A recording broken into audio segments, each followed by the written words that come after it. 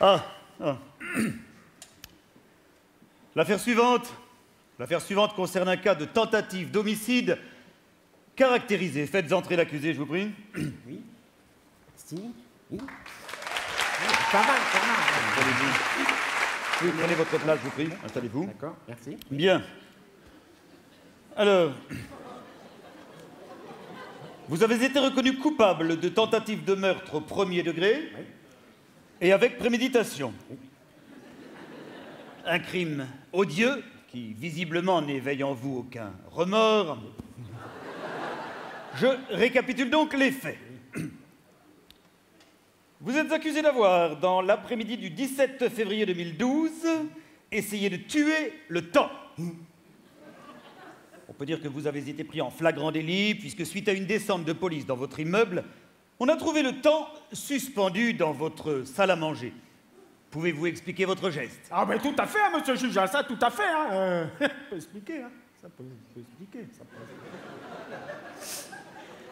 Enfin, la cour vous écoute, monsieur. Pour moi, comme j'expliquais, de mon point de vue, c'est de la légitime défense. Hein. Vous avez-il menacé, vous, personnellement? Mais moi et toute ma famille. À commencer par ma femme.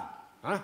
Alors c'est vrai qu'au début de notre mariage, elle lui a foutu à peu près la paix. Hein. S'il vous plaît, qu'appelez-vous le début de votre mariage? Les 2-3 premières années, hein, si vous aimez mieux. Hein. Et puis alors un jour, sans prévenir, il s'en est pris à elle, et là, ça a été le massacre. Hein. L'horreur absolue. D'ailleurs, je vous ai passé les photos. Ah, oui. Vous avez vu les photos? Oui, la cour a pris connaissance des clichés. Oui. Inutile d'effrayer davantage le jury avec de telles horreurs. Évidemment, très impressionnant. Ah oui. Alors, nous avons là 2 photographies. Oui. Bon, la première est assez ancienne, si j'en juge. Ah bah oui, parce que c'était le jour de nos fiançailles. Il y a donc Il y a 22 ans. Dans 22 ans. Oui. Disons qu'il y a une bonne vingtaine d'années. Oui, Une bonne vingtaine d'années. Oui. Seconde photo est sensiblement plus récente. Ah ben je comprends, elle a été prise à Noël dernier. Ah oui. Bon, ben vous avez vu dans quel état qu'il me l'a mise. Bon.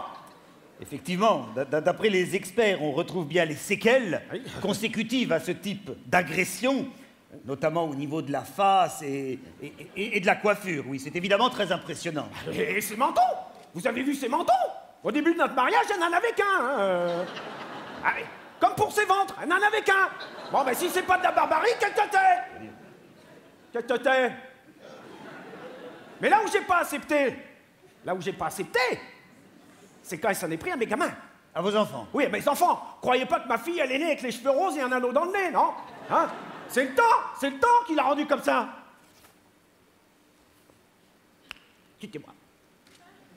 Mais celui qui a le plus morflé dans l'histoire, c'est mon fils Thomas. Aujourd'hui, il est complètement handicapé. Il a presque entièrement perdu l'usage de la parole. Hein. Il s'exprime plus que par des sons qui sortent comme ça de sa bouche d'une manière incontrôlée.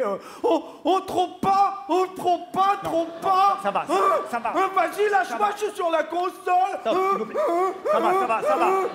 C'est à peu près tout, hein. Il se nourrit plus que dans les instituts pour handicapés. S'il vous plaît, qu'appelez-vous des instituts pour handicapés? Les instituts pour handicapés, avec le grand M jaune, là. Bon. Bref, le temps a bousillé ma famille, monsieur le juge. Il a rendu mes membres débiles et ma femme inregardable. Et quant à mes parents, je ne peux pas accuser sans preuve. Je suis à peu près sûr que c'est lui qui les a butés. Bref, nous avons affaire à un tueur en série, monsieur le juge. Il faut l'arrêter. Il faut arrêter le temps. Nous allons bien voir. Gendarme, veuillez procéder immédiatement à l'arrestation du temps, s'il vous plaît. Oui. Nous allons bien voir.